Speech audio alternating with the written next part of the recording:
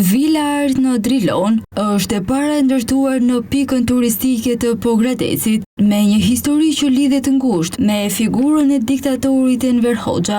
Kjo ndërtesë është krijuar posaçërisht për diktatorin, i cili në vitet 1970 zgjidhte pikërisht Drilonin dhe këtë vilë për të kaluar një pjesë të ditës së tij në muajt e verës. Në arkitekturën e saj të projektuar nga profesionistët më të mirë të asaj kohe, u bë mundur që banesa të funksiononte, ku sipas historisë ruaj nga garda me siguri maksimale në kohën që Enver Hoxha qëndronte aty. Sot ky ndërtim ka marrë emrin Vila Art, ndërsa mbart një histori të veçantë ku të gjithë vizitorët joshën për të njohur. Kjo vilë ndodhet mes gjelbërimit të parkut të Drilonit, me një natyrë e peizazh fantastik, bukuritë e jashtëzakonshme, ku mund të bësh shëtitje me varg, të çlodhesh me ajrin e pastër e të freskët me sicërimave të zogjve dhe të kapësh momente të bukura nëpërmjet fotove të aparateve celulare. Administratori i vilës, Anton Qirici, tregon për CNATV fillesat e kësaj ndërtese, e cila dhe sot e kësaj dite mbart po të njëjtat vlera arkitekturore. Si në vitet ku Hoxha jetonte në sezonin e verës, Qirici thekson se fshati Drilon është krijuar posaçërisht për këtë figurë, ku edhe në ditët e sotme interesi i vizitorëve mbetet i lartë për të parë ambientin e për të mësuar më shumë për diktatorin Hoxha. Historia e vilës është interesante, për arsye domethënë që në ato vende që Enver Hoxha kishte zgjedhur për të ndenjur, një nga vendet që ai kalonte pjesën më të madhe të pushimeve të verës ka qenë Pogradeci, dhe në veçanti vila që sot momentalisht ndodhet Vila Art. Në vila ai kalonte pjesën e verës, të themi pjesën e korrikut dhe pjesën e gushtit, ku dhe vetë mënyra si vila është ndërtuar posaçërisht vetëm për një person. Domethënë duke parë mënyrën si është ndërtuar, pjesën e rrugicave, pjesën e hyrjes, pjesën e daljes. Është zgjedhur normalisht në Drilon pjesa më e bukur. Ka qenë edhe pjesa më e ruajtur, të themi, nga pjesa e gardës, ku ai kishte atë themi siguri maksimale, dhe këtu kalonte ato momentet më të mira, momentet e qetësisë. Vetë Driloni që është bërë posaçërisht, është bërë për Enverin, për arsye se fillimisht u ndërtua vetëm kjo lloj vile e vogël. Pastaj më vonë u ndërtuan dhe 2 restorante dhe 2 lokale të tjera, por baza që ka qenë kjo. Kjo ka qenë vile projektuar nga arkitektët më të mirë të kohës, ku dhe pjesën që ne kemi ruajtur ka qenë 90% ka qenë pjesa siç ka qenë në vitet 70 kur vila është bërë. Dru dhe gur, e thjesht nga mënyra e ndërtimit, por e dashur dhe shumë nga brenda, domethënë ka brenda të pjesën e historisë, ku një pjesë e madhe të njerëzve, të klientëve, të turistëve që vijnë, klientët ta normalisht një pjesë e madhe, të gjithë e dinë mënyrën si ka jetuar, si ka funksionuar, por momentalisht në këto vitet e fundit është rritur interesi shumë i madh edhe për turistët e huaj kur vinë, kur vizitojnë përgjithësi Pogradecin, qoftë kur kalojnë në Kosh, por dhe kur janë me ndalesa që janë në Pogradec. Një nga pikat e tyre kryesore është dhe ndalimi dhe interesimi për pjesën e historisë, që si ka jetuar, mënyrën që ka ndenjur ish diktatori. 2 janë arsyet që Vila Art mori këtë emër. Së pari, Art është bashkimi inicialëve të 3 ortakëve, të cilët risollën në jetë këtë ndërtesë të mrekullueshme, duke kthyer në një restorant kundërthure tradicionale me modernen. Arsyeja tjetër është dëshira e 3 ortakëve, të cilët donin që në këtë vilë të shpaloseshin edhe punët e ndryshme të piktorëve dhe fotografëve pogradecar për të promovuar vlerat e këtyre artistëve. Antoni tregon se në vilë janë zhvilluar një sër ekspozitash që kanë ngjallur interes të lartë, jo vetëm të pogradecarëve, por edhe të vizitorëve, të cilët gjejnë në Drilon një atraksion turistik ndryshe nga fshatrat e tjerë. Vila Art është bashkimi i 3 shkronjave të para të emrave, të 2 ortakëve të mi, dhe menduam që ishte zgjidhja më e mirë, që jo thjesht ishte një emër si këto emër komercial që vendosen, por të jetë një emër që të ketë shumë gjëra brenda. Do me thënë dhe këtë pjesën e artit, që dëshira jonë është të ketë një bashkëngjitje jo vetëm thjesht si emra, por të jetë edhe në kuptimin e mirë të fjalës dhe një si shtëpi e vogël për të gjithë artistët, pak a shumë të Pogradecit që kemi ne. Në intervistat e shumta, në atë pjesën e shkrimeve, në pjesën e pikturave, në pjesën të kenë një vend ku të paktën ti reklamojnë të gjitha ato punët e tyre. Dhe deri tani ne ja kemi arritur. Ku mund të thuar një pjesë e madhe të paktën ne kemi bërë ekspozita. Kemi bërë shumë ekspozita me piktorët e Pogradecit kanë qenë, jo vetëm këta piktorët, se Pogradeci ka shumë piktorë. Nuk po flas për këta piktorët me emër, Taso Konstantini, fotograf Ardi, që janë vërtet fotograf të mirë. Por ne kemi filluar dhe me këta fotografët me këta piktorët të themi që nuk janë shumë të dëgjuar.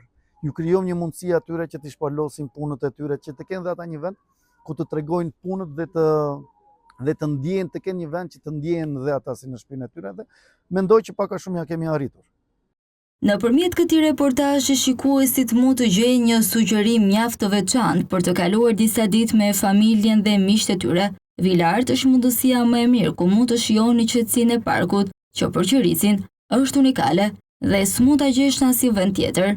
Mëtej në periudhën e verës, ku temperaturat janë të larta, në Drilon mund të gjesh klima fantastike e të përshtatshme për të shijuar paraditën dhe pasditën. Ndër të tjera, një arsye fort dhe pikë referimi për vizitorët që zgjedhin Vila Art është pikërisht një muze i vogël i përshtatur në një kënd të njërës prej dhomave, ku mund të shijosh një kafe apo të konsumosh drekën dhe darkën, me librat dhe veprat për diktatorin Hoxha, ku të apasionuarit pas historisë dhe kësaj figure, mund të marrin më tepër informacion mbi jetën e tij. Gjen atë qetësinë e parkut që është unikale, nuk mund ta gjesh dhe nuk mund ta shijosh dot në asnjë park tjetër. Po flas për korikun, gushtin, që normalisht janë temperaturat që në asnjë vend tjetër nuk mund t'i gjesh, siç janë në Drilon dhe në Vila në veçantë, që nuk shkojnë temperatura dot më shumë se 26-27 gradë, pavarësisht që në Pogradec mund të jenë dhe 32. Vila e ka këtë të mirë, parku e ka këtë të mirë. Plus pastaj pjesa historike, që është një pjesë që të godet dhe bën më shumë që të gjithë njerëzit që të vinë, kanë edhe diçka, një pjesë që vinë edhe shikojnë pjesën e historisë. Tash vitet kanë ndryshuar shumë dhe një pjesë e madhe e të rinjve nuk e kanë idenë që si kanë funksionuar gjërat. Por ne kemi krijuar, të themi, një jo muze, por diçka nga veprat që ka patur diktatori. Kemi bërë një kënd, më kupton, që një pjesë e madhe e njerëzve që vinë mund të kenë një informacion më tepër, sidomos ata që kanë një dëshirë që mund të shikojnë. Pjesë të madhe të turistëve kemi që vinë edhe nga Kosova.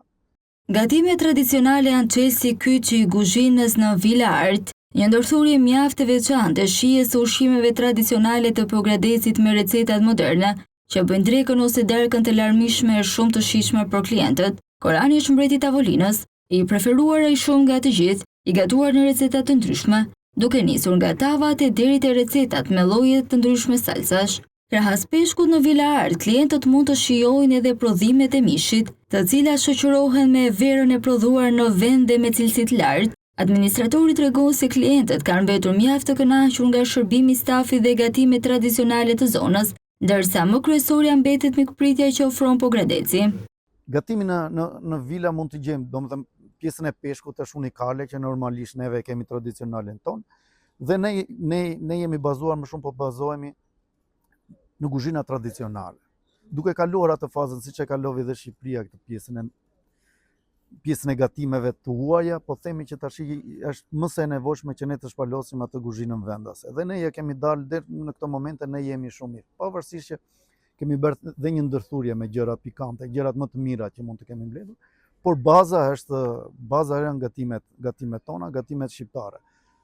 Dhe unë po flas që në gatimet e peshkut, të paktën që janë këto tavat, që janë tavat e famshme, tava me qep, tava me salcë shpije, bëm fileton, që është fileto me salcë limoni, që është një shumë pjatë e mirë. Kemi normalisht Koranin crudo, që është unikal. Gatimet e Koranit i bëjmë, ka dhe lloje, domethënë, që varet edhe nga klientët, në dëshirë të klientëve që mund t'i gatuajnë. Pastaj pjesa e mishit është normalisht përdorim mishin e vendit.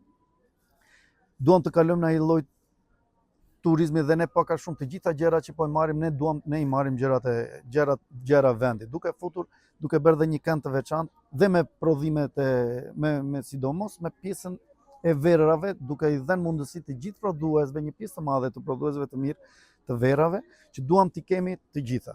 për arsye se një pjesë e madhe e njerëzve dhe klientëve që vinë duan të provojnë verat, janë të interesuar për të provuar verat e vendit dhe ne kemi marrë vera vendit, që janë vera vërtet cilësore dhe vera që domethënë jemi krenar për këtë pjesë. Që të gjithë me atë të paktën për pjesën e verave ka hyrë në një seriozitet jashtëzakonisht të madh. Dhe të gjithë njerëzit pak a shumë të huajt që po flas për njerëz që vërtet e kuptojnë verën, kanë qenë jashtëzakonisht të kënaqur.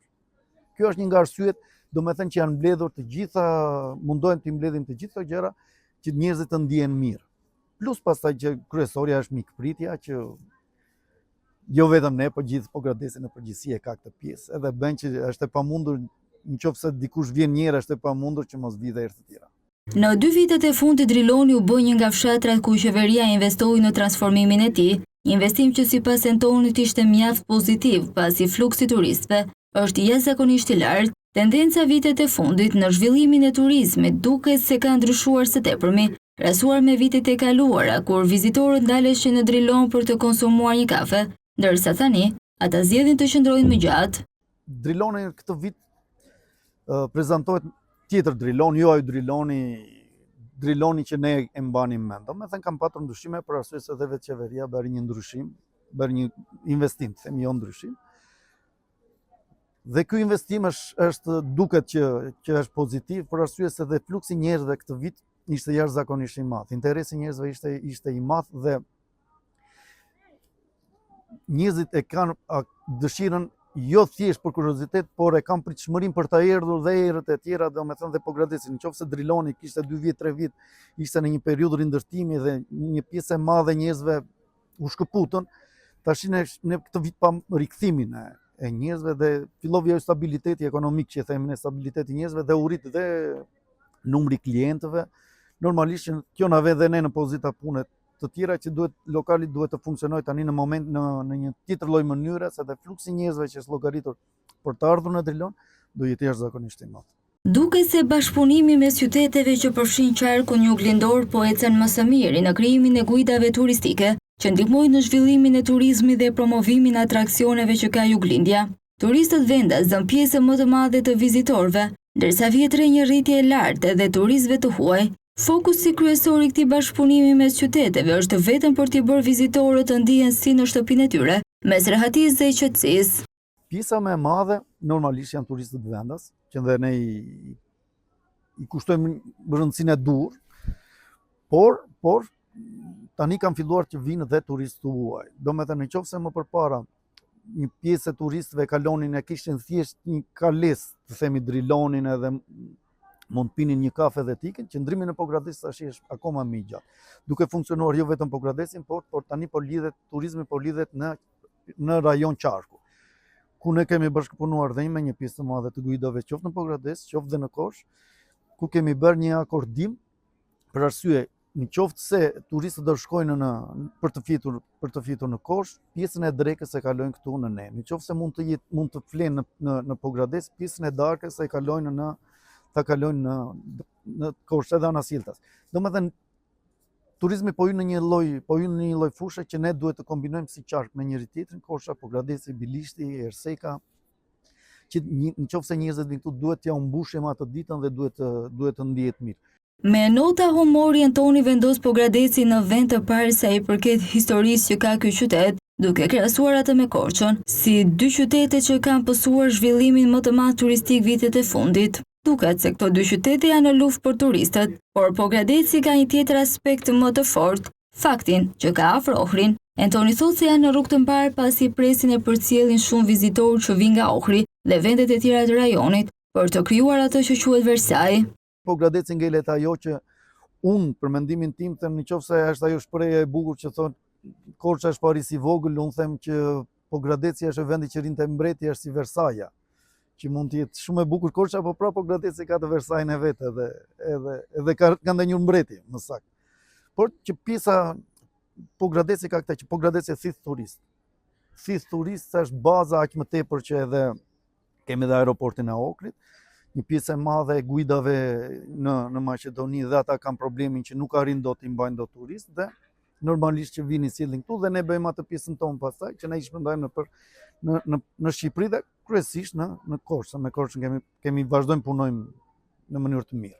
Stina e Verës është ajo që mbledh në Pogradece në fshatrat turistik të tij një numër të larë vizitorësh, të cilët zgjedhin të qëndrojnë atje për pushime duke shijuar natyrën fantastike. Vila Art është vend ideal ku mund të shijosh gatime tradicionale. Tashmë që po afron Stina e Dimrit, tek Vila Art mund të qëndroni në ambientin e këndshëm të restorantit, me oxhalkun që qëndroni ndezur në çdo moment për të krijuar atmosferën e ngrohtë dhe rehatin që i gjejmë njësoj si në shtëpi tona.